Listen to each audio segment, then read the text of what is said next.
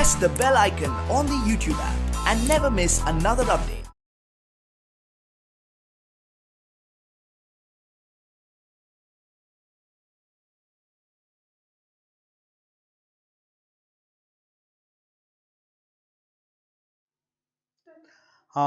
Good morning, students. We'll start the discussion. Unit test 1, biology.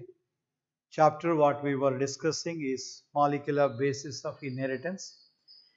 Let's go with the first question. One more question. Name the bond linked between nitrogen base and sugar in nucleotide.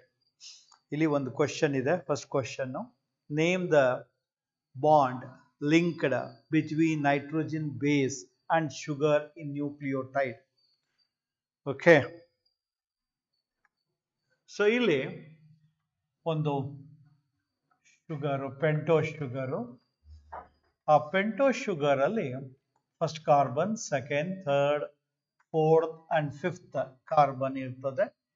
ಇಲ್ಲಿ first carbon ಹತ್ರ ಆಯ್ತಾ nitrogen ಬೇಸು, adenine R guanine R ಸೈಟೋಸೈನ್, ಆಯ್ತಾ ಅಡಿನೈನು, ಗ್ವಾನೈನು ಅಥವಾ ಸೈಟೋಸೈನು, ಥೈಮೀನು ಯಾವ್ದು ಬೇಕಾದ್ರೂ attach ಆಗಬಹುದು.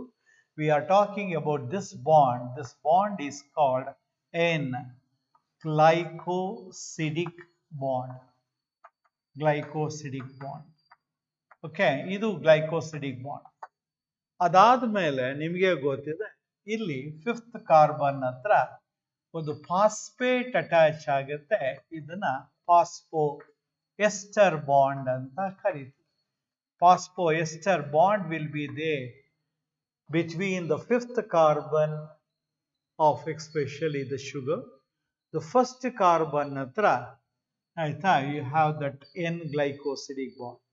ಬರೀ N glycosidic bond ಮಾತ್ರ ಇದ್ರೆ ಅದನ್ನ ನಾವು we call that as ಆಯ್ತಾ we call that as the nucleoside. Phosphoester bond ಕೂಡ ಇದ್ರೆ ಆಗ ನಾವು ಅದನ್ನ we will call that as a nucleotide. Okay, this is the thing. Then coming on to the next question, question number 2. Okay, the packaging of chromatin at higher level. Okay, see the second questions are now what are non-histone chromosomal proteins? NHC proteins ante. NHC protein ಅಂತ ಕರೀತೀವಿ. ಇದನ್ನೇ full form ಅಲ್ಲಿ ಬರೆದ್ರೆ ನಾನ್ histone chromosomal proteins ಅಂತ ನಾವು ಕರೆಯೋದು. ನಿಮ್ಗೆ ಗೊತ್ತಿರೋ ಹಾಗೆ ಸಿ ದಿಸ್ ಕ್ರೋಮ್ಯಾಟಿನ್ ಆಯ್ತಾ for higher level of packaging, for higher especially packaging ಅಲ್ಲಿ higher level of packaging ಅಲ್ಲಿ it requires some additional set of proteins. That additional set of proteins which are required by chromatin ಆಯ್ತಾ is called as non-histone chromosomal protein. Nucleosome ಅಲ್ಲಿ histone proteins ಗಳು ಇರುತ್ತೆ. Histone proteins ಅಂದ್ರೆ ಅವು positively charge ಪ್ರೋಟೀನ್ಗಳು. Lysine ಹಾಗೂ ಆರಿಜಿನೈನ್ amino ಆಸಿಡ್ಗಳು ಹೆಚ್ಚು rich ಇರ್ತಕ್ಕಂತಹ ಪ್ರೋಟೀನ್ಸ್ಗಳನ್ನ ನಾವು ಹಿಸ್ಟೋನ್ ಪ್ರೋಟೀನ್ಸ್ ಅಂತೀವಿ. ಅವುಗಳ ಅಲ್ಲದೆ ಹಿಸ್ಟೋನ್ ಪ್ರೋಟೀನ್ಗಳಲ್ಲದೆ ಇನ್ನೂ ಅಡಿಷನಲ್ ಸೆಟ್ ಆಫ್ ಪ್ರೋಟೀನ್ಸ್ಗಳು ಕ್ರೋಮ್ಯಾಟಿನ್ ಅನ್ನ ಪ್ಯಾಕೇಜಿಂಗಿಗೆ ಹೈಯರ್ ಲೆವೆಲ್ ಅಲ್ಲಿ ಬೇಕಿರ್ತದೆ. ಅಂತವುಗಳನ್ನ ನಾನ್ ಹಿಸ್ಟೋನ್ ಕ್ರೋಮೋಸೋಮಲ್ ಪ್ರೋಟೀನ್ಸ್ ಅಂತ ಕರಿತೀವಿ. Okay, so that is what exactly. So okay, we will go to the next question. Question number 3. We are going through with 1 marks questions. First question is name the bond between nitrogen base and sugar in a nucleotide, that is N glycosidic bond. Second question is what are non-histone chromosomal proteins?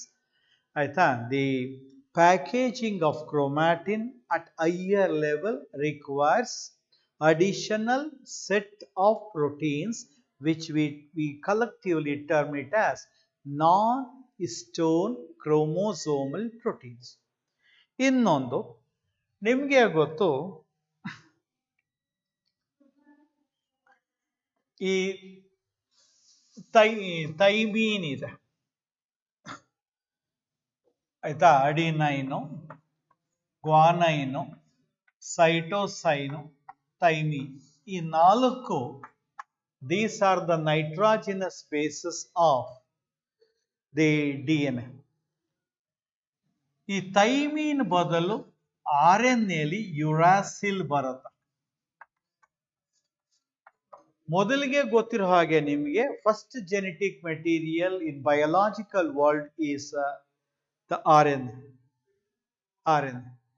RNA later on is, especially the DNA, later on replace the RNA. So RNA ಇಂದ DNA evolve ಆಗಿದೆ. ಹಾಗಾಗಿ ಮೊದಲಿಗೆ uracil ಇತ್ತು, ನಂತರ ಥೈಮೀನ್ ಬಂತು. ಈ ಥೈಮೀನಿಗೆ 5-methyl uracil ಅಂತ ಕೂಡ ನಾವು ಕರಿತೀವಿ. The other name of the thymine is 5-methyl uracil. That's the name. Okay. Now we move on to the next question. What is transcription? What is transcription? So the process of copying of genetic information from the DNA into RNA is termed as transcription. Andre DNA ಇಂದ RNA formation ಅನ್ನ ನಾವು transcription ಅಂತ ಕರಿತೀವಿ. ಇದು central ಡಾಗ್ಮಾದಲ್ಲಿ first step. DNA ಇರುತ್ತೆ, ನಿಮಗೆ ಗೊತ್ತು, DNA ಸೆಲ್ಲಿನ nucleus ಅಲ್ಲಿ ಇರುತ್ತೆ. ಅದರಿಂದ DNA ನಿಮಗೆ ಗೊತ್ತಿರೋ ಹಾಗೆ ಡಬಲ್ ಸ್ಟ್ರಾಂಡೆಡ್. ಅದರ ಒಂದು ಸ್ಟ್ರಾಂಡ್ ಮೇಲೆ, DNA ಒಂದು ಸ್ಟ್ರಾಂಡ್ ಮೇಲೆ ಒಂದು RNA ಕಾಪಿ ಆಗುತ್ತೆ. That copying of RNA from DNA, ಆಯ್ತಾ, DNA ತನ್ನ ಜೆನೆಟಿಕ್ ಇನ್ಫಾರ್ಮೇಶನ್ ಅನ್ನ RNAಗೆ ಕಾಪಿ ಮಾಡುತ್ತೆ. ಆ ರೀತಿ ಕಾಪಿ ಮಾಡುವ ಪ್ರೋಸೆಸ್ ಅನ್ನ ಟ್ರಾನ್ಸ್ಕ್ರಿಪ್ಷನ್ ಅಂತ. ನಿಮ್ಗೆ ಗೊತ್ತು, 3 ಟೈಪ್ ಆಫ್ RNA ಹೇಳ್ತೀವಿ ನಾವು. tRNA, rRNA, mRNA ಅಂತ. ಈ ಎಲ್ಲಾ RNAಗಳು DNA ಇಂದ ಟ್ರಾನ್ಸ್ಕ್ರಿಪ್ಷನ್ ಪ್ರೋಸೆಸ್ ಇಂದ ಫಾರಮ್ ಆಗುತ್ತೆ. Okay, so transcription is the process of copying the genetic information, ಆಯ್ತಾ, from one strand of DNA into RNA. ಯಾವ ಸ್ಟ್ರಾಂಡ್ ಮೇಲೆ ಆಯ್ತಾ RNA ಸಿಂಥಸೈಸ್ ಆಗುತ್ತೆ, ಆ ಸ್ಟ್ರಾಂಡ್ ಅನ್ನ ನಾವು ಟೆಂಪ್ಲೇಟ್ ಸ್ಟ್ರಾಂಡ್ ಅಂತ ಕರಿತೀವಿ. We call that as template strand. Okay. So next we move on to ಇದು 1 mark questions ಗಳು. Now we move on to 2 marks questions. 2 marks questions. ಆಯ್ತಾ, 2 marks questions. ಅದರಲ್ಲಿ 5ನೇ question, mention the criteria of DNA to act as genetic material. Mention the criteria of DNA to act as genetic material. ಇದು ಆಯ್ತಾ ಒಂದ್ಸತಿ exam ಅಲ್ಲಿ ಕೊಟ್ಟಂತ ಪ್ರಶ್ನೆ. Genetic material ಆಗಿ ಆಕ್ಟ್ ಮಾಡ್ಬೇಕಂದ್ರೆ ಆ ಕೆಮಿಕಲ್ಗೆ ಏನೇನು ಪ್ರಾಪರ್ಟಿ ಇರಬೇಕು? ಒಂದು, ಇಟ್ ಶುಡ್ ಆಯ್ತಾ able to generate its replica, ಅಂದ್ರೆ ತನ್ನಂತೆ ಇರ್ತಕ್ಕಂಥ ಎಕ್ಸಾಕ್ಟ್ ಕಾಪಿಯನ್ನ ಆಯ್ತಾ ರೆಪ್ಲಿಕೇಟ್ ಮಾಡಬೇಕು. It should undergo self replication. The chemical to act as genetic material should undergo self-replication, able to generate its own replica. ಇದು ಒಂದನೇ ಪಾಯಿಂಟ್. ಎರಡನೇದು, it should be chemically and structurally stable. ಆಯ್ತಾ, chemical ಆಗು stable ಇರಬೇಕು, ಸ್ಟ್ರಕ್ಚರಲ್ಲೂ stable ಇರಬೇಕು. ಇದೇ point ಅನ್ನ ನಾವು ಡಿಸ್ಕಸ್ ಮಾಡ್ತೀವಿ. DNA ಡಬಲ್ ಸ್ಟ್ರಾಂಡ್ ಆಗಿರೋದ್ರಿಂದ RNA ಗಿಂತ ಸ್ಟೇಬಲ್ಲು. ಜೊತೆಗೆ ಆ ಯುರಾಸಿಲ್ ಬದಲು ಆಯ್ತಾ, ಯುರಾಸಿಲ್ ಬದಲು ಥೈಮೀನ್ ಇರೋದು ಸ್ಟೆಬಿಲಿಟಿಯನ್ನ ಕೊಡುತ್ತೆ. RNA ಒಳಗೆ ಒಂದು ರೈಬೋಸ್ ಶುಗರ್ ಇರುತ್ತೆ, ಅದರಲ್ಲಿ 2 ಪ್ರೈಮರ್ OH ಗ್ರೂಪ್ ಇರುತ್ತೆ, ಬಹಳ ರಿಯಾಕ್ಟಿವ್. RNA ಕೆಟಲಿಸ್ಟ್ ಆಗೂ ಕೂಡ ಆಕ್ಟ್ ಮಾಡುತ್ತೆ, DNA will not act as catalyst. ಈ ಎಲ್ಲ ಕಾರಣಕ್ಕೆ DNA RNA ಗಿಂತ ಆಯ್ತಾ ಸ್ಟೇಬಲ್ಲು ಹೌದು, ಆಯ್ತಾ, ಜೊತೆಗೆ structurally and chemically both stable. Next point ಆಯ್ತಾ, it should undergo scope for ಆಯ್ತಾ changes, that is it should undergo mutation. It should undergo mutation. ಯಾವುದು? ನಿಮಗೆ ಗೊತ್ತು, ಎರಡೂ ಮ್ಯೂಟೇಶನ್ ಆಗುತ್ತೆ. RNAನೂ ಮ್ಯೂಟೇಶನ್ ಆಗುತ್ತೆ, ಆಯ್ತಾ, DNA ಮ್ಯೂಟೇಶನ್ ಆಗುತ್ತೆ. DNA ಡಬಲ್ ಸ್ಟ್ರಾಂಡ್ ಆಗಿರೋದ್ರಿಂದ ಸ್ಲೋ ಆಗಿ ಮ್ಯೂಟೇಶನ್ ಆಗುತ್ತೆ, RNA ಬಹಳ ಫಾಸ್ಟ್ ಆಗುತ್ತೆ. Okay, the mutation should undergo very slow. ಬಹಳ ಫಾಸ್ಟ್ ಮ್ಯೂಟೇಶನ್ ಆಗಿದ್ರೆ ಅವುಗಳ ಲಾಂಗಿವಿಟಿ ಕಡಿಮೆ ಆಗ್ಬಿಡುತ್ತೆ. ಓಕೆ, ಬಹಳ ಬೇಗ ಅವು ಮ್ಯೂಟೇಶನ್ ಅನ್ನು ಹೊಂದುತ್ತೆ. ಸೊ ಹಾಗಾಗಿ RNA ಗಿಂತ DNA is A better one, it undergo slow mutation. ಮತ್ತೆ 4ನೇ ಪಾಯಿಂಟ್ ಬಂದು it should express as A Mendelian character. Mendelian character ಹೇಗೆ ಮೆಂಡಲ್ ಎಕ್ಸ್ಪರಿಮೆಂಟ್ ಅಲ್ಲಿ ನಾವು ಪಿ ಪ್ಲಾಂಟ್ ಅಲ್ಲಿ ಹೈಟ್ ನ ತಗೊಂತೀವಿ, ಟಾಲ್, ಡ್ವಾರ್ಫ್, ಈ ತರ ಆ ಕ್ಯಾರೆಕ್ಟರ್ ಆಗಿ ಆ ಕೆಮಿಕಲ್ಲು ಎಕ್ಸ್ಪ್ರೆಸ್ ಆಗಬೇಕು ಸೆಲ್ ಅಲ್ಲಿ. ಆಯ್ತಾ, ನಿಮ್ಗೆ ಗೊತ್ತು DNA ತನ್ನ ಇನ್ಫಾರ್ಮೇಶನ್ RNAಗೆ ಕಾಪಿ ಮಾಡುತ್ತೆ, RNA ಇಂದ ಪ್ರೋಟೀನ್ ಬರುತ್ತೆ. ಸೊ ಎಕ್ಸ್ಪ್ರೆಷನ್ ಆಗೋದು ಪ್ರೋಟೀನ್ ರೂಪದಲ್ಲಿ, ಇನ್ಫಾರ್ಮೇಶನ್ ಇರೋದು DNA ರೂಪದಲ್ಲಿ. ಸೊ DNA ರೂಪದಲ್ಲಿ ಇರ್ತಕ್ಕಂಥ ಇನ್ಫಾರ್ಮೇಶನ್ ಆಯ್ತಾ ಪ್ರೋಟೀನ್ ರೂಪದಲ್ಲಿ ಎಕ್ಸ್ಪ್ರೆಸ್ ಆಗುತ್ತೆ, ದಟ್ಸ್ ಪಾಸಿಬಲ್. ಸೊ ಹಾಗಾಗಿ ಸೊ ಈ 4 ಕ್ಯಾರೆಕ್ಟರ್ಗಳು, ಒಂದೊಂದು ಕ್ಯಾರೆಕ್ಟರ್ ಬರೆದ್ರೆ half of mark. Each character will have half mark. Okay, so that is what. So it should able to generate its own replica, means it should undergo replication. It should be chemically and structurally stable. The third one is it should provide the scope for slow mutation, aita, slow changes that is required for evolution. Evolution ಯಾವಾಗಲೂ flowing water ತರ ಇರಬೇಕು, ನಿಂತ ನೀರ್ ಆಗ್ಬಾರ್ದು, stagnant water ಆಗ್ಬಾರ್ದು. Stagnant water ಆಗಿದ್ರೆ ಇಲ್ಲಿರ್ತಕ್ಕಂಥ organism ಅಲ್ಲಿ ಯಾವುದೇ ಆಯ್ತಾ ಇಂಪ್ರೂವ್ಮೆಂಟ್ಸ್ ಆಗಲ್ಲ, ಅಡ್ವಾನ್ಸ್ಮೆಂಟ್ ಆಗಲ್ಲ. There should be an advancement. Okay, it should also express itself in the form of Mendelian character. Okay, so the next question is differentiate between polycistronic and monocistronic gene. ಆಯ್ತಾ, monocistronic and polycistronic gene. ಇಲ್ಲಿ polycistronic gene and also we have monocistronic gene. Monocistronic gene. Polycistronic gene andre it has many cistrons.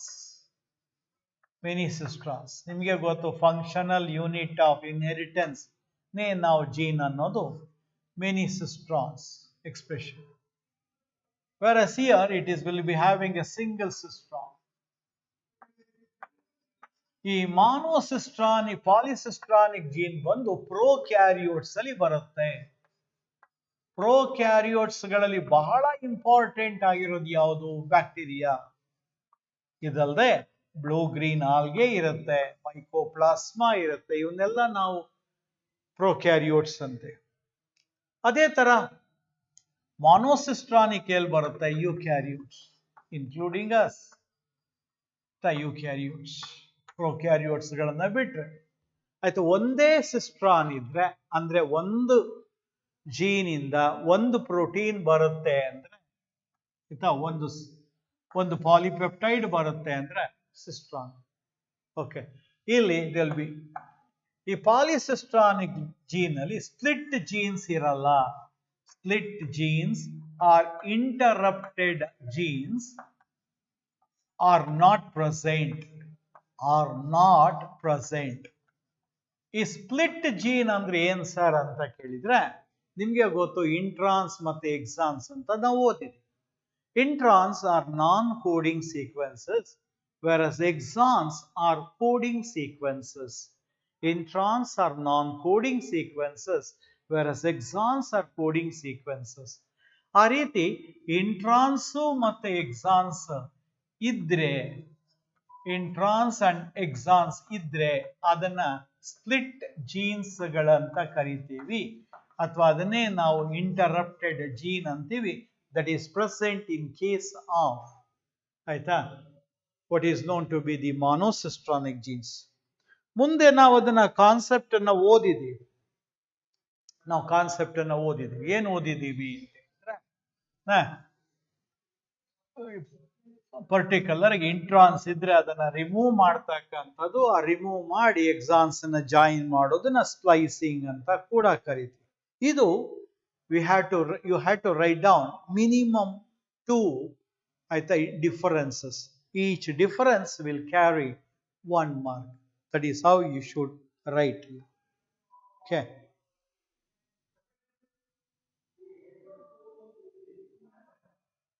Next, write the nucleotides of RNA.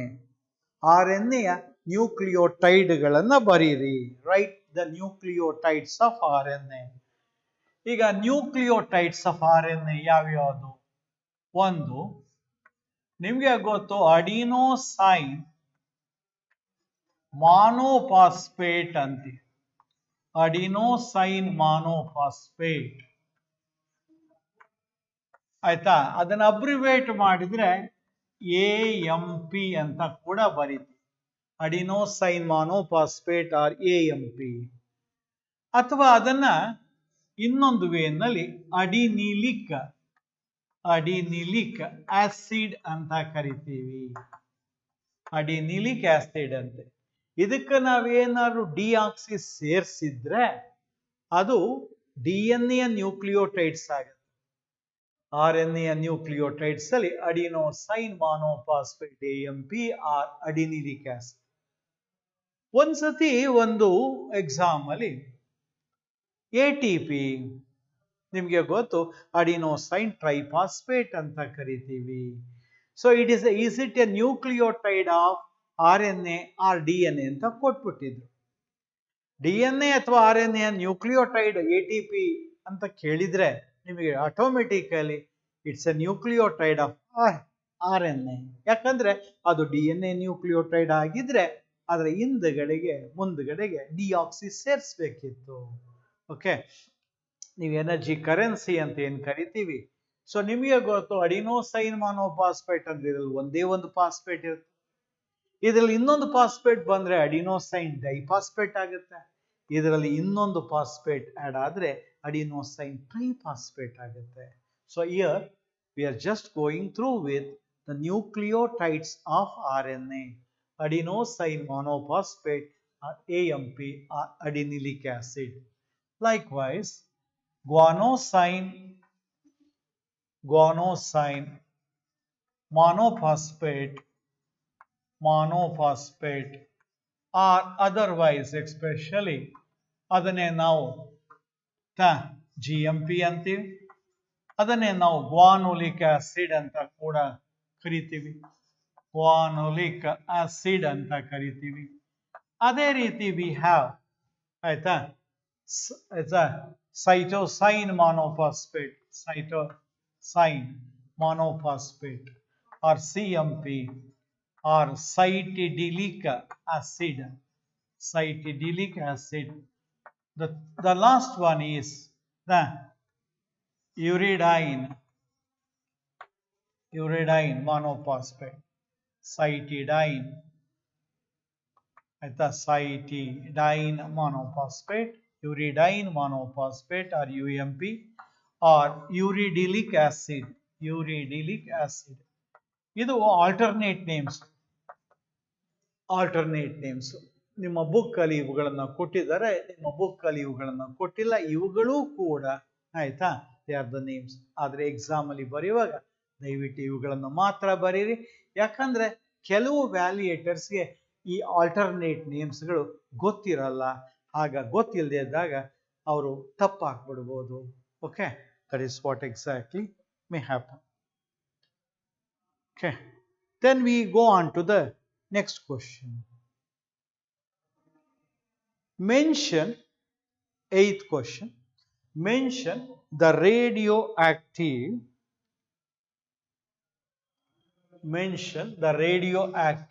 elements used in Hershey and Chase experiment. Alfred Hershey's and Martha Chase ಒಂದು experiment ಅನ್ನ ಮಾಡ್ತಾರೆ to show that the DNA is genetic material. DNA genetic material ಅಂತ ತೋರಿಸೋದಕ್ಕೆ Alfred Hershey and Martha Chase ಮಾಡಿದಂತ experiment.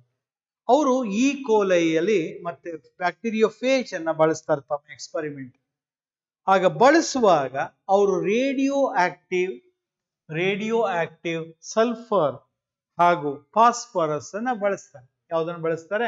Radio active sulphur 35 radioactive 35 sulphur and radioactive 32 phosphorus ಅನ್ನ ಅವರು ಬಳಸ್ತಾರೆ.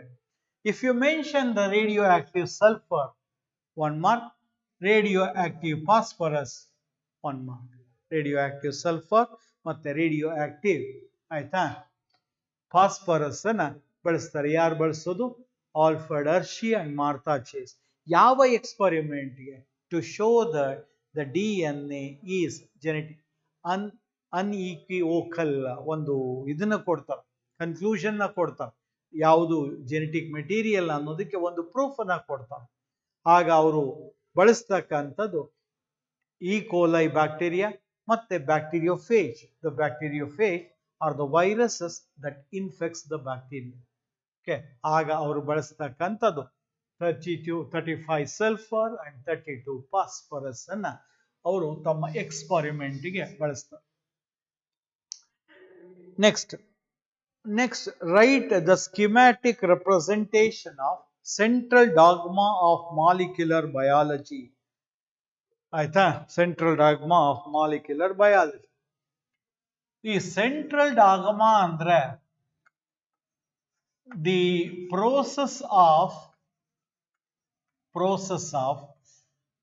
transfer of this genetic material, genetic information cell ಅಲ್ಲಿ ಹೇಗೆ transfer ಆಗುತ್ತೆ ಅನ್ನೋದೇ ಸೆಂಟ್ರಲ್ ಡಾಗ್ಮಾ. DNA ಇರುತ್ತೆ, ಆ DNA ಇಂದ RNA ಫಾರಮ್ ಆಗತ್ತೆ. DNA ಇಂದ RNA ಫಾರಮ್ ಆಗೋ ಪ್ರೋಸೆಸ್ ಅನ್ನ ಟ್ರಾನ್ಸ್ಕ್ರಿಪ್ಷನ್ ಅಂತ ಕರಿತೀವಿ. We call that as transcription. Okay, then RNA ಇಂದ ಪ್ರೋಟೀನ್ಸ್ ಫಾರಮ್ ಆಗುತ್ತೆ. ಆ ಪ್ರೋಸೆಸ್ ಅನ್ನ ನಾವು ಟ್ರಾನ್ಸ್ಲೇಷನ್ ಅಂತೀವಿ.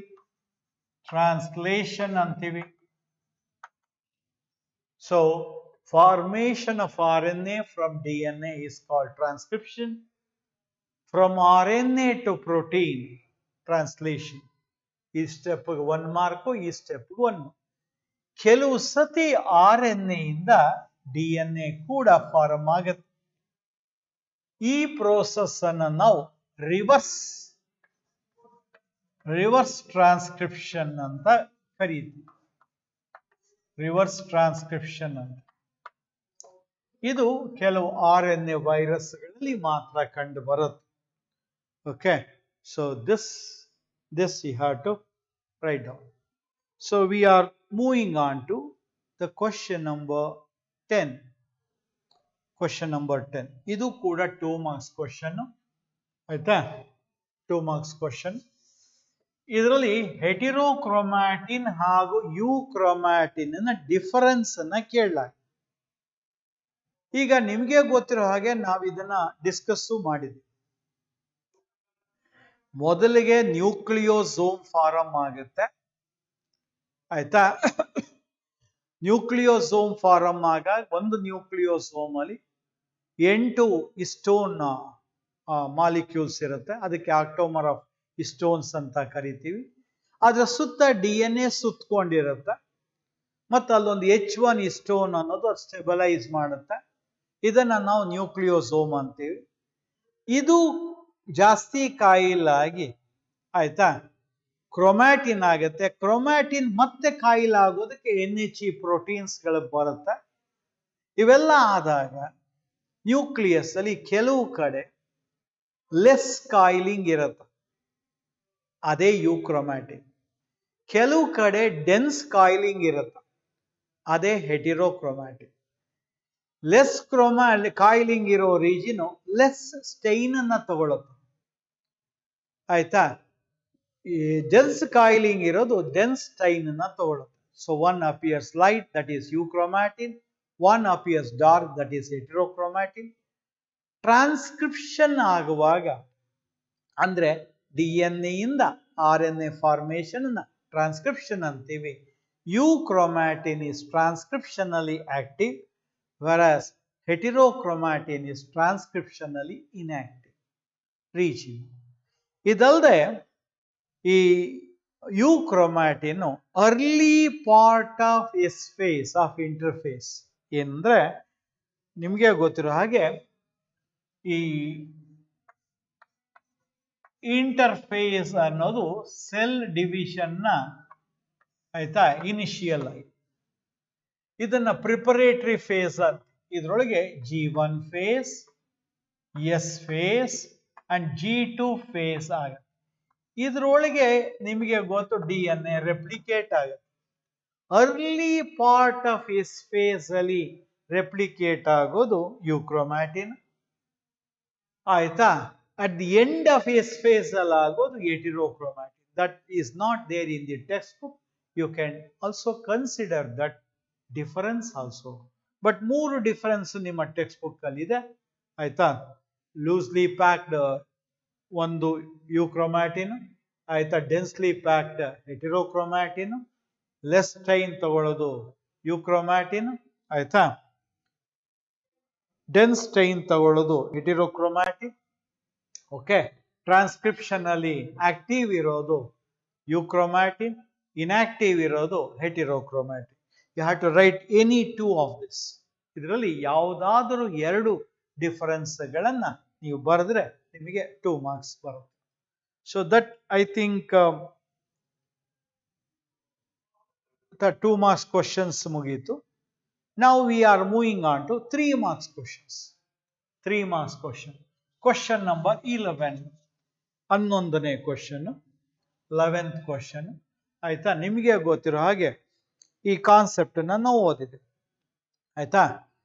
ಯುಕ್ಯಾರಿಯೋಟ್ಸ್ ಅಲ್ಲಿ ನಿಮಗೆ ಗೊತ್ತಿರೋ ಹಾಗೆ ಪ್ರೊಕ್ಯಾರಿಯೋಟ್ಸ್ ಅಲ್ಲಿ, ಇನ್ case of prokaryotes, all the types of RNA like tRNA, rRNA and mRNA are transcribed by a single enzyme, that is especially RNA polymerase, DNA dependent RNA polymerase.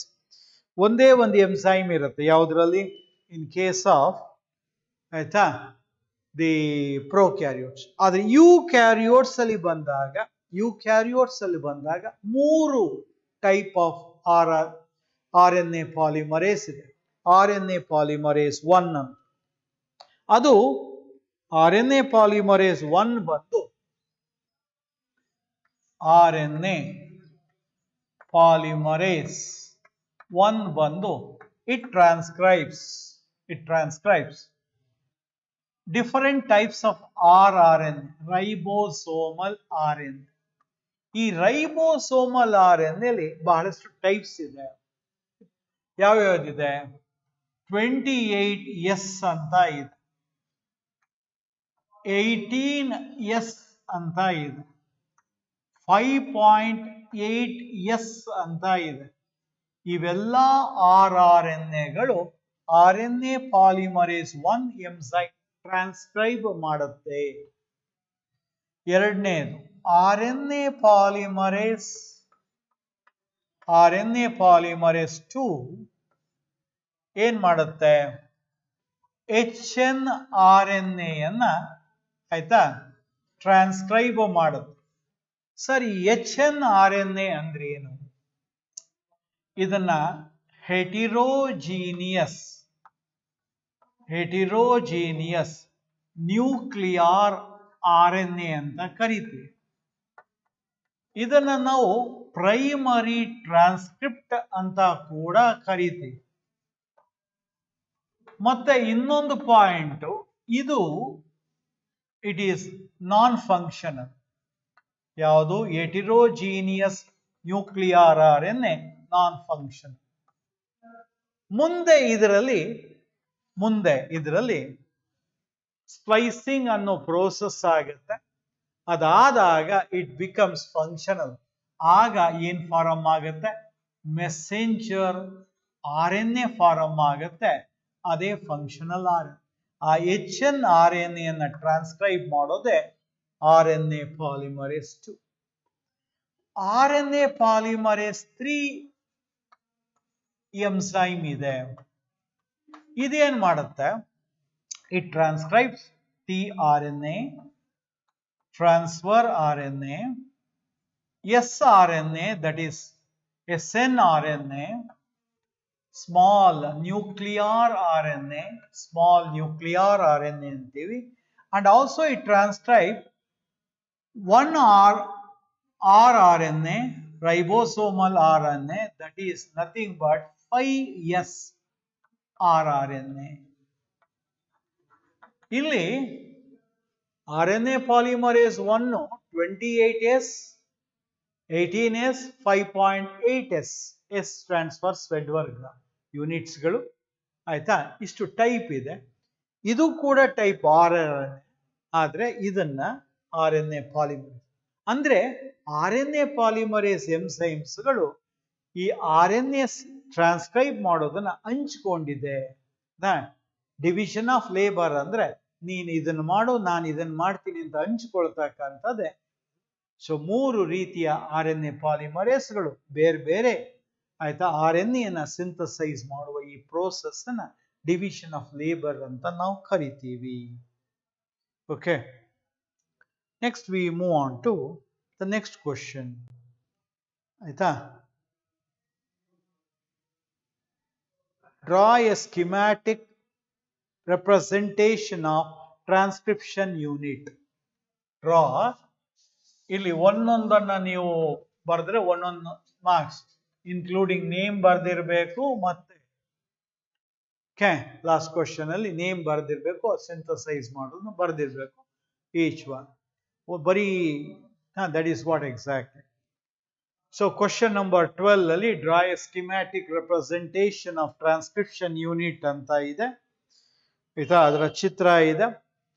ಆಯ್ತಾ? Each labeling promoter ಇದೆ, terminator ಇದೆ, transcription start ಇದೆ, structural gene ಅಥವಾ template strand ಇದೆ, coding strand. ಅದರ ಪೊಲಾರಿಟಿಯನ್ನ maintain ಮಾಡೋದನ್ನ ಬರೀಬೇಕು. ಆ ಪೊಲಾರಿಟಿಯನ್ನ ಮೇಂಟೈನ್ ಮಾಡ್ತಕ್ಕಂಥದ್ದು just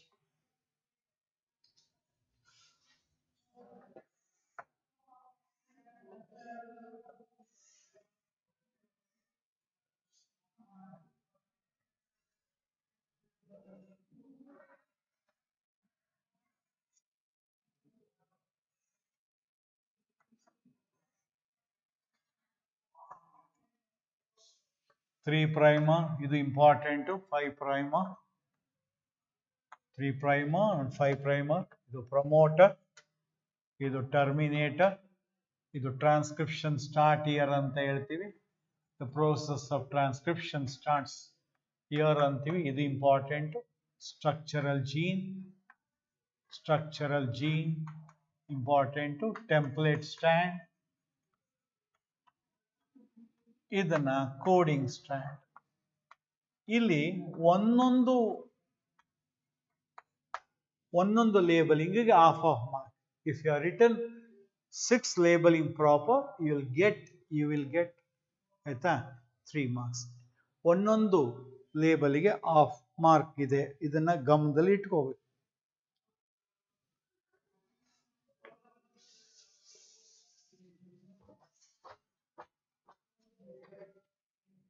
Okay, next one. Mention the process involved in converting hnRNA to functional RNA. Question number 13.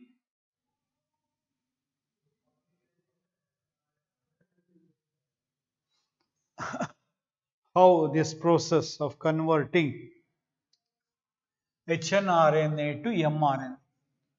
Non-functional heterogeneous nuclear RNA ಅನ್ನ ಮೆಸೆಂಜರ್ RNA ಆಗಿ ಕನ್ವರ್ಟ್ ಮಾಡೋ ಪ್ರೋಸೆಸ್ ಏನು? ಇದರಲ್ಲಿ 3 ಪ್ರೋಸೆಸ್ ಬರುತ್ತೆ. ಒಂದು ಸ್ಪ್ಲೈಸಿಂಗ್. ಏನಪ್ಪಾ ಅಂದ್ರೆ removal of introns and joining of exons. Removal of introns and joining of exons is called splicing. Idu baradre 1 mark. Second one, capping. At 5' end, an unusual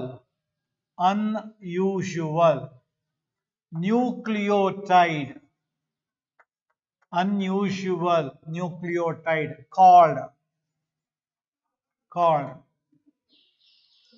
methyl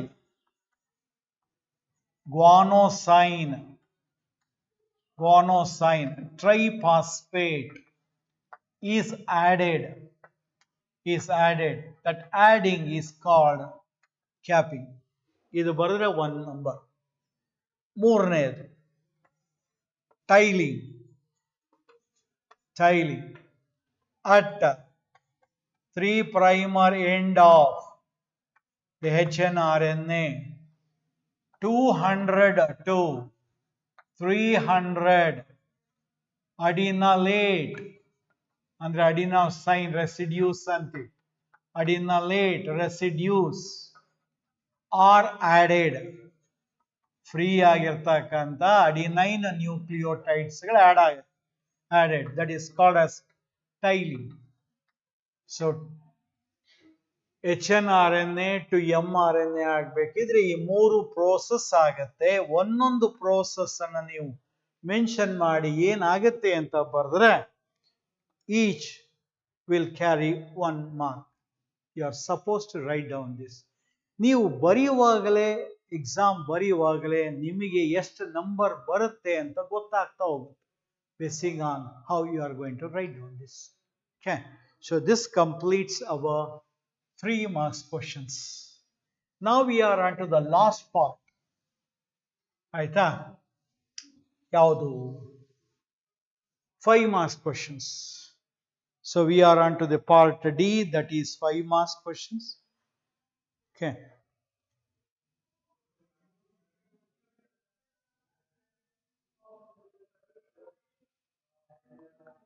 ಅದರಲ್ಲಿ explain semi-conservative replication of DNA. ಇಲ್ಲಿ ಒಂದು diagram ಅನ್ನ ನಾವು ಬೇರೆದೊಂದು diagram ಕೊಟ್ಟಿದ್ದೀವಿ. ಈ diagram this is quite different from the diagram what is there in your text book. ನಿಮ್ಮ text book ಅಲ್ಲಿ ಇರೋ ಡಯಾಗ್ರಾಮ್ಗೂ ಇದಕ್ಕೂ ವ್ಯತ್ಯಾಸ ಇದೆ. ಇದು ಇನ್ ಡೀಟೈಲ್ ಇದೆ. ಆದ್ರೆ ಟೆಕ್ಸ್ಟ್ ಬುಕ್ ಅಲ್ಲಿ ಇರೋ ಡಯಾಗ್ರಾಮು ಆಯ್ತಾ ಡೀಟೈಲ್ ಇಲ್ಲ. ನಿಮ್ಮ ಟೆಕ್ಸ್ಟ್ ಬುಕ್ ಅಲ್ಲಿ ಇರೋ ಡಯಾಗ್ರಾಮ್ ಅಲ್ಲಿ ಬರೀ ಇಷ್ಟೇ ಬರುತ್ತೆ. ಹೀಗೆ DNA ಸ್ಟ್ರಾಂಡ್ ಈ ತರ ಓಪನ್ ಆಗುತ್ತೆ. ಓಕೆ, ಈ ತರ ಒಂದು ಆರೋ ಮಾರ್ಕ್ ಕೊಡ್ಲಾಗಿದೆ. ಈ ತರ ಒಂದು ಆರೋ ಮಾರ್ಕ್ ಅನ್ನ ಕೊಡ್ಲಾಗಿದೆ. ಓಕೆ, ಇದನ್ನ ಕಂಟಿನ್ಯೂಯಸ್ ಸಿಂಥಸಿಸ್ ಅಂತೀವಿ. ಇದನ್ನ ಡಿಸ್ಕಂಟಿನ್ಯೂಯಸ್ ಸಿಂಥಸಿಸ್ ಅಂತೀವಿ. ಇದನ್ನ ನ್ಯೂಲಿ ಸಿಂಥಸೈಸ್ಡ್ ಸ್ಟ್ರಾಂಡ್ಸ್ ಅಂತೀವಿ. ಇದನ್ನ ನಾವು ನಿಮಗೆ ಗೊತ್ತಿರೋ ಹಾಗೆ ಪೇರೆಂಟಲ್ DNA ಅಂತೀವಿ. ಪೇರೆಂಟಲ್ DNA 5 ಪ್ರೈಮರ್, ಇದು 3 ಪ್ರೈಮರ್, ಇದು 5 ಪ್ರೈಮರ್, ಇದು 3 primer, 5 primer to 3 primer, 3 to 5. ಈ ಚಿತ್ರ ನಿಮಗೆ ಕೊಡಲಾಗಿದೆ. ಇದೇ ಚಿತ್ರವನ್ನ ಇಲ್ಲಿ ಸ್ವಲ್ಪ ಡಿಫರೆಂಟ್ ಆಗಿ ಕೊಡಲಾಗಿದೆ. Okay, so both the diagrams are same, but here it has been given. ನಿಮಗೆ ಗೊತ್ತು, ಇಲ್ಲೆಲ್ಲ ಈ ಎಂಡ್ ಅಲ್ಲಿ RNA ಪ್ರೈಮರ್ಸ್ ಫಾರಮ್ ಆಗುತ್ತೆ. RNA ಪ್ರೈಮರ್ ಫಾರಮ್ ಆಗೋದನ್ನ ನಿಮ್ಮ ಟೆಕ್ಸ್ಟ್ ಬುಕ್ ಅಲ್ಲಿ ಕೊಟ್ಟಿಲ್ಲ. ಮತ್ತೆ ಈ ಎಂಡ್ ಅನ್ನ ನಾವು ರೆಪ್ಲಿಕೇಶನ್ ಫೋರ್ಕ್ ಅಂತ ಕರಿತೀವಿ. ರೆಪ್ಲಿಕೇಶನ್ ಫೋರ್ಕ್ ಅಂತ ಕರಿತೀವಿ. ಮತ್ತೆ ಈ ಫ್ರಾಗ್ಮೆಂಟ್ಗಳನ್ನ ಒಕೋಸಾಕಿ ಫ್ರಾಗ್ಮೆಂಟ್ಗಳು ಅಂತ ಕರಿತೀವಿ. Okay, all these things. So ಈ ಚಿತ್ರನ ನಿಮ್ಮ ಟೆಕ್ಸ್ಟ್ ಬುಕ್ ಅಲ್ಲಿ ಇರುವಂತ ಚಿತ್ರ ಬರೆದ್ರೆ ಇಟ್ ಈಸ್ 5 marks ಅಲ್ಲಿ ನಿಮಗೆ it may give you 2 marks. Okay, you can write that especially. ಈ ಚಿತ್ರ ನಿಮಗೆ ಒಂದು ಐಡಿಯಾ ಕೊಡುತ್ತೆ. But when you are writing the in exam, please write down the diagram from your text. That gives you, ಆಯ್ತಾ? ಯಾಕಂದ್ರೆ ಕೆಲವರಿಗೆ ಈ diagram ಅರ್ಥ ಆಗಲ್ಲ, ವ್ಯಾಲ್ಯೂಯೇಟರ್ಸ್. ಓಕೆ, ಆದ್ರೆ ನಿಮ್ಗೆ ನಾವು ಯಾಕೆ ಇದನ್ನು ಕೊಟ್ಟಿದ್ದೀವಿ ಅಂದ್ರೆ you have to understand that concept. ಆಯ್ತಾ? Understand the concept. ಅದಕ್ಕೆ ನಾವು ಈ ಡಯಾಗ್ರಾಮ್ ಅನ್ನ ಇದಕ್ಕೆ ಕೊಟ್ಟಿದ್ದೇವೆ. ಓಕೆ, ಸೊ ನಿಮ್ಮ ಟೆಕ್ಸ್ಟ್ ಬುಕ್ ಅಲ್ಲಿ ಇರ್ತಕ್ಕಂಥ ಡಯಾಗ್ರಾಮು, ಆಯ್ತಾ, ದಟ್ ಇಸ್ ದ ಬೆಟರ್. ಮತ್ತೆ ಇದ್ರ ಜೊತೆಗೆ you have to write down 6 points, 6 ಪಾಯಿಂಟ್ಗಳು. ಆಯ್ತಾ? ಯಾವಾಗ್ಲೂ ನೆನ್ಪಿಟ್ಕೊಳ್ಳಿ, 6 ಪಾಯಿಂಟ್ ಅಂದ್ರೆ 6 ಪಾಯಿಂಟ್ ಬರೀಬೇಕಂತ. You just add 2 extra points. ಯಾಕಂದ್ರೆ ಯಾವ್ದಾದ್ರು ತಪ್ಪಾದ್ರೆ ನಿಮ್ಗೆ ಆ ಪಾಯಿಂಟ್ಗಳಿಗೆ ಮಾರ್ಕ್ಸ್. ಏನೇನು ಶುರು ಮಾಡಬಹುದು ನಿಮಗೆ ಗೊತ್ತು. DNA replication will start from particular point. ನಾವು ಅದನ್ನ ಆರಿಜಿನ್ ಅಥವಾ ORI ಸೈಟ್ ಅಂತ, ಆರಿಜಿನ್ ಆರ್ ORS ಸೈಟ್ ಅಂತ. ಎರಡನೇ point, the double stranded DNA will open into single strand by breaking down the bonds between complementary base pairs. ಅದಕ್ಕೆ ಎಂಸೈಮ್ ಬಂದು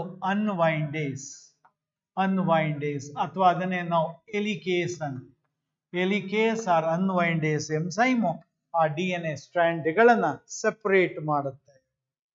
ಮತ್ತೆ ಅದರಲ್ಲಿ, ಆಯ್ತಾ, ಇನ್ನೊಂದು ಎಂಸೈಮ್ ಇದೆ. ಆ ಟೋರಿಝೋನಲ್ ಸ್ಟ್ರೆಸ್ ಅನ್ನ ರಿಲೀವ್ ಮಾಡ್ತಕ್ಕಂಥದ್ದು. ಆಯ್ತಾ?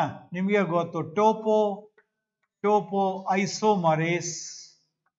ಐಸೋಮರೇಸ್ ಅಥವಾ ಅದನ್ನೇ ನಾವು ಗೈರೇಸ್, GYRASE ಗೈರೇಸ್ ಎಂಸೈಮ್, ಅದು ಟೋರಿಝೋನಲ್ ಸ್ಟ್ರೆಸ್. ಇದರ ಜೊತೆಗೆ ಸಿಂಗಲ್ ಸ್ಟ್ರಾಂಡ್ ಬೈಂಡಿಂಗ್ ಪ್ರೋಟೀನ್ಸ್ಗಳು ಹೆಚ್ಚು ಕಡಿಮೆ ಈ ಸ್ಟ್ರಾಂಡ್ ಅನ್ನ ಸ್ಟೆಬಲೈಸ್ ಮಾಡೋದಕ್ಕೆ ಹೆಲ್ಪ್ ಮಾಡ್ತವೆ, ಸ್ಟ್ರೈಟ್ ಆಗಿ ಇಟ್ಕೊಳ್ಳೋದಕ್ಕೆ ಹೆಲ್ಪ್ ಮಾಡ್ತವೆ. ಯಾಕಂದ್ರೆ ಬೆಂಡ್ ಇರೋದನ್ನ ಆಗಲ್ಲ. ಯಾಕಂದ್ರೆ ನಿಮಗೆ ಗೊತ್ತದು DNA ಎಲಿಕಲಿ ಕಾಯಿಲ್ ಆಗಿರೋದ್ರಿಂದ ಆ ಸ್ಟ್ರೆಸ್ ಅನ್ನ ಅದು ಫ್ರೀ ಮಾಡಬೇಕು. Okay,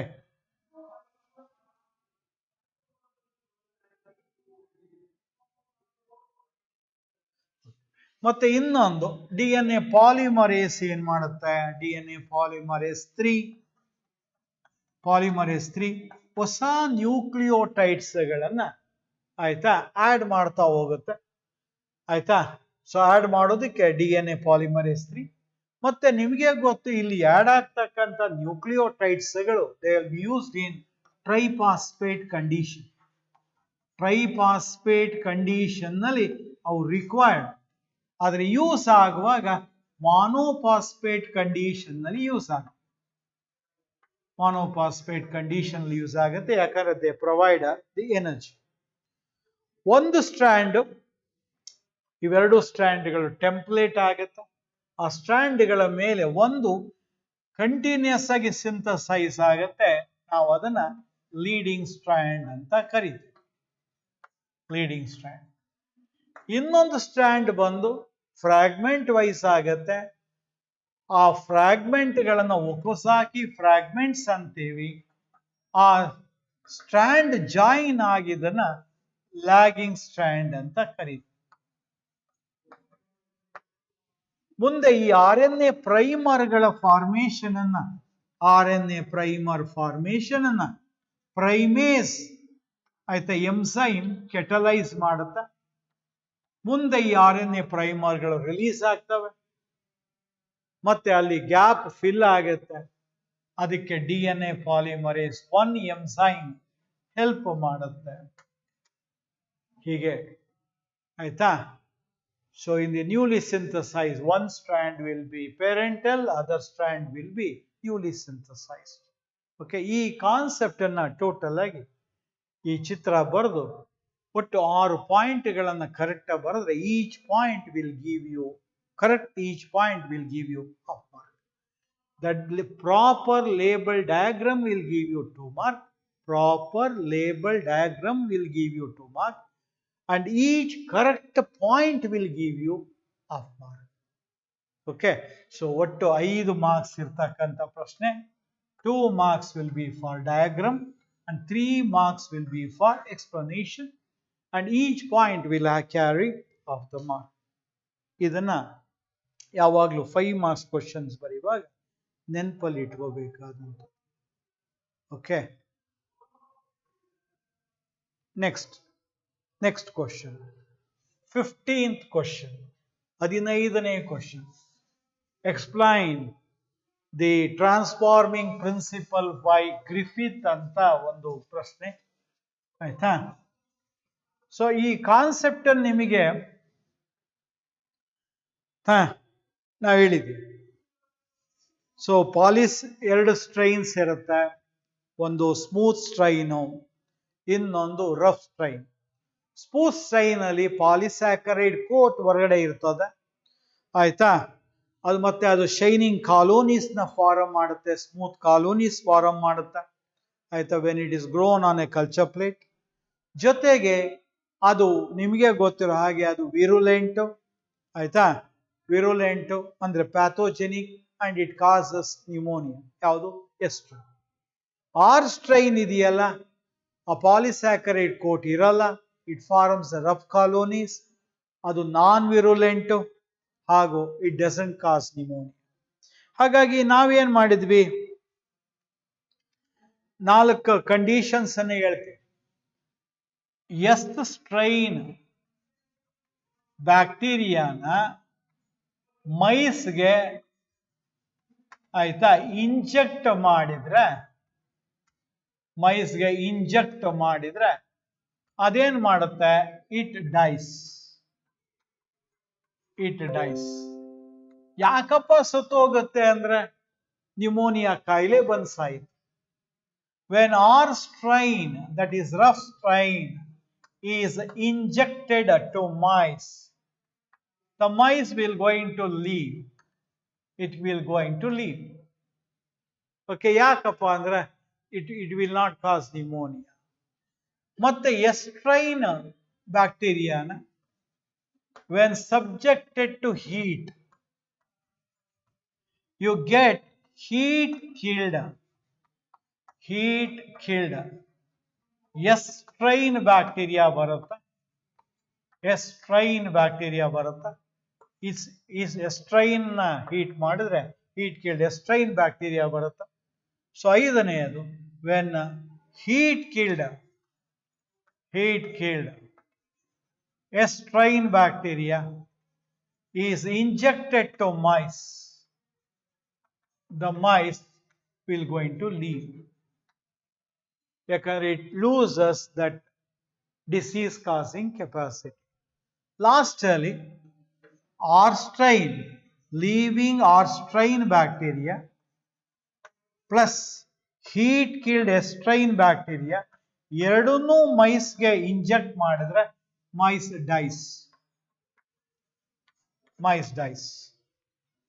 dies because of pneumonia. Died mice ಅನ್ನ ತಗೊಂಡು ಅಟಾಪ್ಸಿ ಮಾಡಿದಾಗ ಅದರ ಬಾಡಿಯಲ್ಲಿ ಲೀವಿಂಗ್ ಎಸ್ಟ್ರೈನ್ ಬ್ಯಾಕ್ಟೀರಿಯಾ ಸಿಗುತ್ತೆ.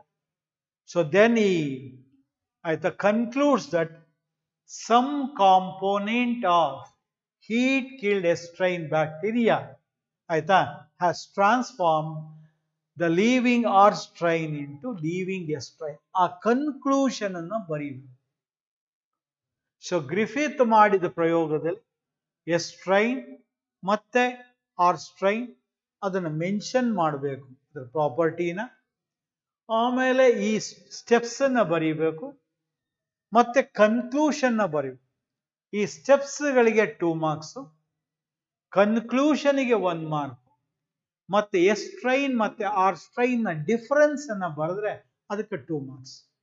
So the question allotment will be writing the differences of R strain and S strain. ಅದು ಸ್ಮೂತ್ ಕಾಲೋನಿ ಫಾರಂ ಮಾಡುತ್ತೆ, R strain rough colony form ಮಾಡುತ್ತೆ. ಎಸ್ಟ್ರೈನ್ಗೆ ಪಾಲಿಸ್ಯಾಕರೈಡ್ ಕೋಟ್ ಇದೆ, ಆರ್ ಸ್ಟ್ರೈನ್ಗೆ ಪಾಲಿಸ್ಯಾಕರೈಡ್ ಕೋಟ್ ಇಲ್ಲ. ಅದು ವಿರುಲೆಂಟ್ ಎಸ್ಟ್ರೈನು ಅಂದ್ರೆ ಪ್ಯಾಥೋಜೆನಿಕ್ ಅಂದ್ರೆ ಡಿಸೀಸ್ ಅನ್ನ ಕಾಸ್ ಮಾಡುತ್ತೆ. ಆಯ್ತಾ? ಆರ್ ಸ್ಟ್ರೈನು ನಾನ್ ಪ್ಯಾಥೋಜೆನಿಕ್, ಡಿಸೀಸ್ ಅನ್ನ ಕಾಸ್ ಮಾಡಲ್ಲ. ಈ ಎಲ್ಲಾ ಪಾಯಿಂಟ್ಗಳನ್ನ ನೀವು ಮೆನ್ಷನ್ ಮಾಡಬೇಕಾಗತ್ತೆ. ಮತ್ತೆ ಪ್ರೈಮ್ ಇಂಪಾರ್ಟೆಂಟ್ ಕೊನೆಯಲ್ಲಿ ಕನ್ಕ್ಲೂಷನ್ ಕೂಡ ಮಾಡಬೇಕು.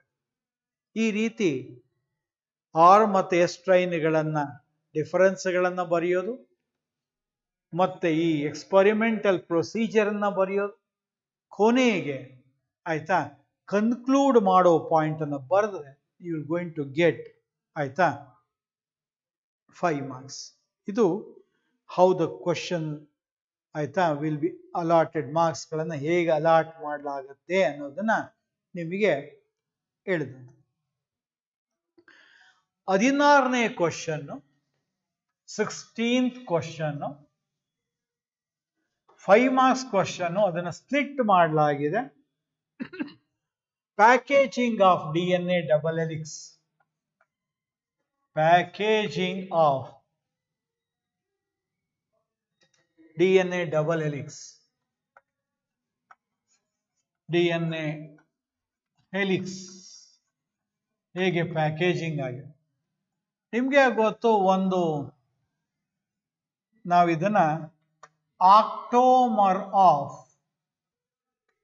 ಹಿಸ್ಟೋನ್ಸ್ ಅಂತ, ಆಕ್ಟೋಮರ್ ಆಫ್ ಹಿಸ್ಟೋನ್ಸ್ ಅಂತ ಅಂದ್ರೆ ಒಟ್ಟು 8 ಮಾಲಿಕ್ಯೂಲ್ಸ್ಗಳು.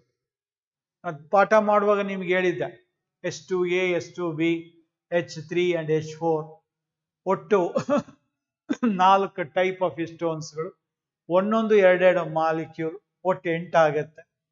ಓಕೆ, ಅದು ಅವೆಲ್ಲ ಸೇರ್ಕೊಂಡು ಒಂದು ಆಕ್ಟೋಮರ್ ಆಗುತ್ತೆ. ಇದರ ಸುತ್ತ DNA ರ್ಯಾಪ್ ಆಗತ್ತೆ. ಆ DNA ಅಲ್ಲಿ 200 ಬೇಸ್ ಪೇರ್ಸ್ ಇರುತ್ತೆ. ಮತ್ತೆ ಆ DNA ಯನ್ನ ಹೊರಗಡೆ ಬಂದಾಗ H1 ಹಿಸ್ಟೋನ್ ಅನ್ನೋದು ಸ್ಟೆಬಲೈಸ್ ಮಾಡುತ್ತೆ. ಆಯ್ತಾ?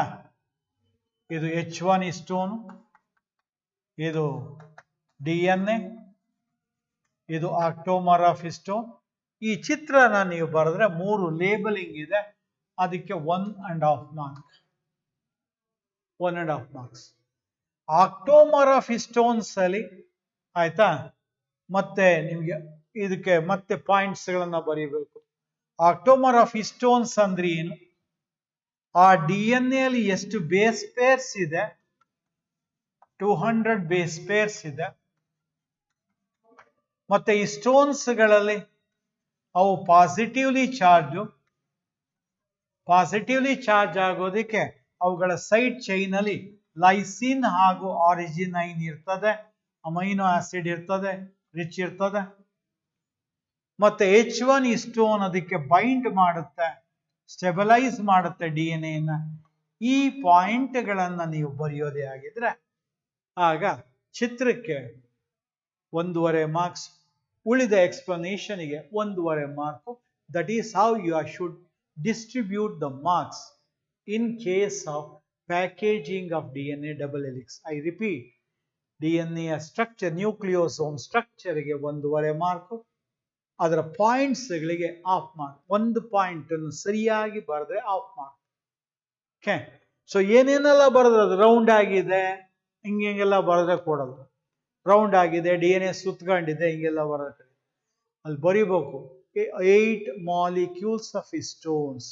form octamer of stones. The DNA is wrapped. ನಿಮಗೆ ಗೊತ್ತು ಈ stones are positively charged. DNA are negatively charged. The DNA has 200 base pair that is wrapping around the octamer. H1 stone stabilizes it. ಈ ಪಾಯಿಂಟ್ಗಳನ್ನು ಕರೆಕ್ಟಾಗಿ ನೀವು ಬರೆಯೋದಾದ್ರೆ you will going to get the 3 marks. ಇಲ್ಲಿ question answer ಬರೆಯುವಾಗ ನಾವು explain ಮಾಡಿರ್ತೇವೆ, ಆದ್ರೆ ನೀವೇನ್ ಮಾಡ್ತೀರಿ ಅದಕ್ಕೆ ಪಾಯಿಂಟ್ಗೆ ವೆಯ್ಟೇಜ್ ಅನ್ನ ಕೊಡ್ತಾ ಹೋಗಿ. ಮತ್ತೆ ಯಾವಾಗ್ಲೂ 3 ಪಾಯಿಂಟ್ ಅಂದ್ರೆ 3ಕ್ಕೆ stick on ಆಗ್ಬೇಡಿ.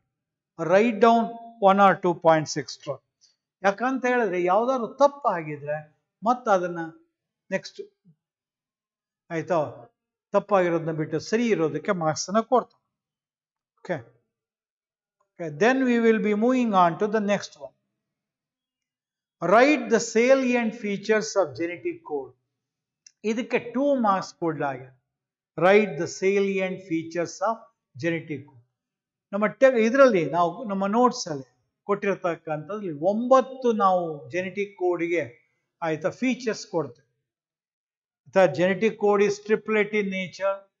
That is 3 combination of nucleotides coding for 1 amino acid, and genetic code is universal. The same triplet codon is coded by the same the same triplet codon codes for same amino acid in all living organisms.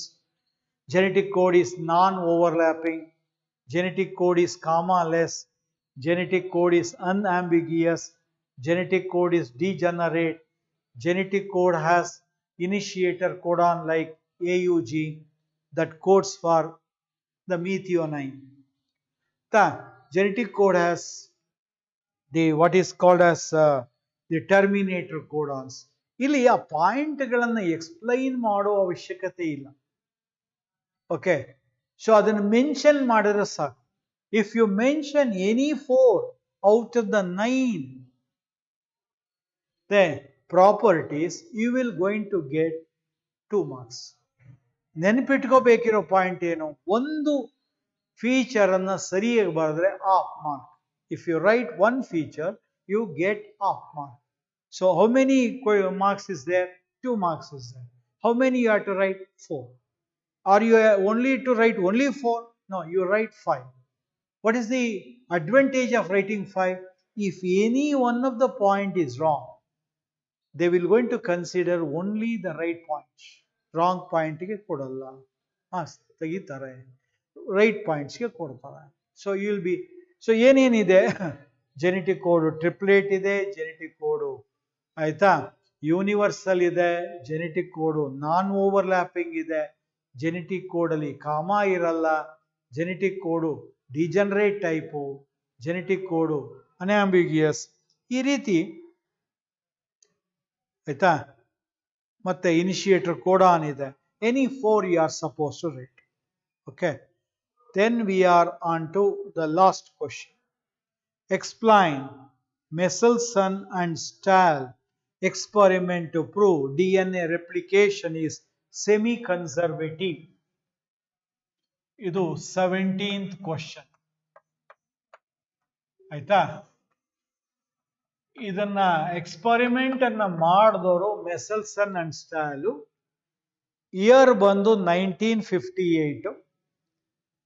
DNA replication semi conservative ಅನ್ನೋದನ್ನ explain ಮಾಡೋದಕ್ಕೆ ಇವರು ಬಳಸಿದಂತಹದ್ದು ಈ coli bacteria. ಈ coli bacteria divides at 20 ಮಿನಿಟ್ಸ್ಗೆ ಒಂದರಂತೆ division ಅನ್ನ ಹೊಂದುತ್ತೆ. ಇದನ್ನ ಈ ಕೋಲೈಯನ್ನ ನಾವು ammonium chloride especially we can use it in culture ಮೀಡಿಯಾದಲ್ಲಿ ಯಾವ್ದನ್ನ ಈ ಕೋಲೈಯನ್ನ ನಾವು ಮಲ್ಟಿಪ್ಲೈ ಮಾಡಬಹುದು. ಅವ್ರು ಏನ್ ಮಾಡಿದ್ರು ಅಂತ ಹೇಳಿದ್ರೆ, they used N15 ಆಯ್ತಾ N15 ಇರುವಂತ ಅಮೋನಿಯಂ ಕ್ಲೋರೈಡ್ ಇರುವ ಕಲ್ಚರ್ ಮೀಡಿಯಾದಲ್ಲಿ ಈ ಕೋಲೈಯನ್ನ ಫಾರ್ ಸೆವರಲ್ ಜನರೇಷನ್ ಆಯ್ತಾ ಅವರು ಕಲ್ಚರ್ ಮಾಡಿದಾಗ ದಿಸ್ N15 ಇದು ಹೆವಿ ಡೆನ್ಸಿಟಿ ಇರ್ತಕ್ಕಂಥದ್ದು ಯಾವುದು N15 ಆಯ್ತಾ ನೈಟ್ರೋಜನ್ 15 ಇದನ್ನ ನಾವು ಆಯ್ತಾ ಸೆಂಟ್ರಿಫ್ಯೂಗೇಷನ್ ಡೆನ್ಸಿಟಿ ಸೆಂಟ್ರಿಫ್ಯೂಗೇಷನ್ ಆಯ್ತಾ density gradient centrifugation in cesium chloride solution ನಲ್ಲಿ ಮಾಡೋದ್ರಿಂದ ನಾವು ಇದು ಸೆಪರೇಟ್ ಮಾಡಬೇಕು.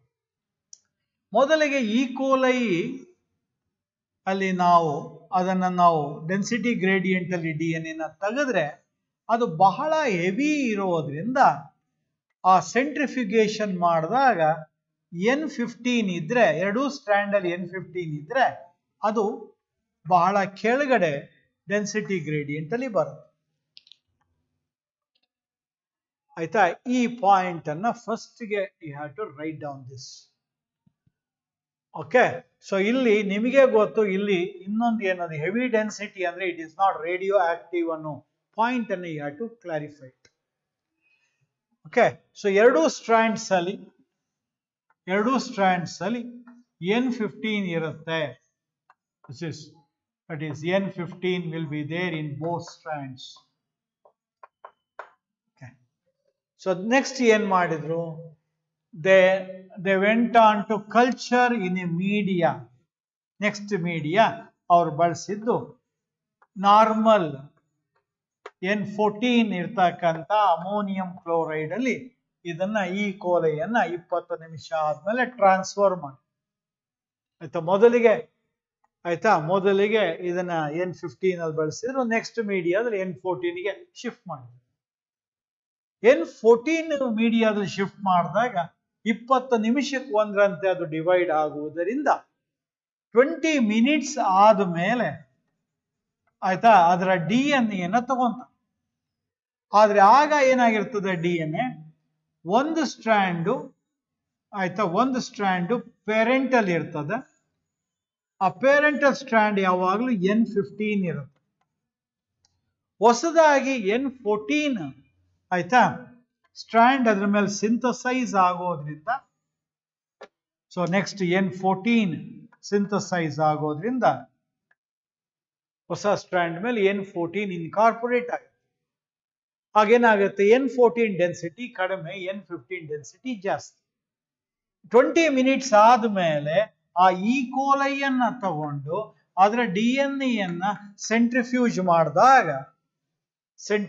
ಮಾಡಿದಾಗ you are going to get that centrifugation in cesium chloride. ಅದೇನಾಗುತ್ತೆ, ಇಂಟರ್ಮೀಡಿಯೇಟ್ ಡೆನ್ಸಿಟಿಗೆ ಬರುತ್ತೆ. one is N14 and another is N15. intermediate ಬರುತ್ತೆ, intermediate. okay, intermediate ಬಂತು ಅಂದ ತಕ್ಷಣ ನಿಮಗೇನು ಗೊತ್ತಾಯ್ತು, DNA replication is especially semi conservative. ಒಂದು ಸ್ಟ್ರಾಂಡ್ ಪೇರೆಂಟಲ್ ಇರುತ್ತೆ, ಒಂದು ಸ್ಟ್ರಾಂಡ್ ಹೊಸದಾಗ. ಮತ್ತೆ ಅವ್ರು ಇನ್ನೊಂದು 20 ನಿಮಿಷಕ್ಕೆ ಮತ್ತೆ ಕಂಟಿನ್ಯೂ ಮಾಡ್ತಾರೆ. ಅವಾಗೇನಾಗ್ಬಿಡುತ್ತ, 50% ಎಕ್ಸ್ಪೆಷಲಿ ಸ್ಟ್ರಾಂಡ್ಗಳು ಆಯ್ತಾ. ಸೊ ಇಂಟರ್ಮೀಡಿಯೇಟ್ ಇರ್ತದೆ, ಇನ್ನು 50% ಅಲ್ಲಿ ಆಯ್ತಾ N14 ಬಂದ್ಬಿಡುತ್ತೆ, ನಾರ್ಮಲ್ ಬಂದ್ಬಿಡುತ್ತೆ. ಆ ನಾರ್ಮಲ್ ಸ್ಟ್ರಾಂಡ್ಗಳ DNA ಇರ್ತಕ್ಕಂಥದನ್ನ ಆಯ್ತಾ ಸೆಂಟ್ರಿಫ್ಯೂಗೇಷನ್ ಮಾಡಿದ್ರೆ ಅವು ಲೈಟ್ ಇರ್ತಕ್ಕಂಥದ್ದು ಇರ್ತವೆ, ಅವು ಬಹಳ ಮೇಲ್ಗಡೆ ಸೆಂಟ್ರಿಫ್ಯೂಗೇಷನ್ ಅಲ್ಲಿ ಮೇಲ್ಗೆ ಬರುತ್ತೆ. when they containing only N14. Okay, so ಈ ಪಾಯಿಂಟ್ಗಳನ್ನ ನೀವು ಹೈಲೈಟ್ ಮಾಡಿ. ಓಕೆ ಸರ್, ಇಲ್ಲಿ ಮಾರ್ಕ್ಸ್ ಅಲಾಟ್ಮೆಂಟ್ ಹೇಗಿರುತ್ತೆ, ಇದರ ರಫ್ ಸ್ಕೆಚ್ ನ ನೀವು ಬರೆದ್ರೆ, okay proper labelling with rough sketch ನ ಬರೆದ್ರೆ ಇವುಗಳನ್ನ ಕ್ಲೀನಾಗಿ ತೋರಿಸಿದ್ರೆ ಇಲ್ಲಿ ಈವನ್ ಬರೆದ್ರಾಗ ಇವುಗಳನ್ನು ಬರೆದ್ರೆ ನಿಮ್ಗೆ 2 ಮಾರ್ಕ್ಸ್, ಎಕ್ಸ್ಪ್ಲನೇಷನ್ಗೆ 3 ಮಾರ್ಕ್ಸ್. ಒಂದು 20 ಮಿನಿಟ್ಸ್ ಒಂದ್ರಂತೆ ಅದು ಡಿವೈಡ್ ಆಗುತ್ತೆ ಅಂತ ಬರೀಬೇಕು. N15 ಅಂಡ್ N14 ಅನ್ನೋದು ಡೆನ್ಸಿಟಿಯಿಂದ ವ್ಯತ್ಯಾಸ ಆಗುತ್ತೆ ಬರೀಬೇಕು. ಸೆಷಿಯಂ ಕ್ಲೋರೈಡ್ ಸೊಲ್ಯೂಷನ್ ಅಲ್ಲಿ ಅದನ್ನ ಸೆಂಟ್ರಿಫಿಕೇಶನ್ ಮಾಡ್ಬೇಕಂತ ಗೊತ್ತಾಗ್ಬೇಕು. ಓಕೆ, ಸೊ ಇಂಟರ್ಮೀಡಿಯೇಟ್ ಆದಾಗ ಒಂದು ಸ್ಟ್ರಾಂಡ್ N15 ಇರುತ್ತೆ, ಇನ್ನೊಂದು N14 ಇರುತ್ತೆ ಅಂತ ಬರೀಬೇಕು.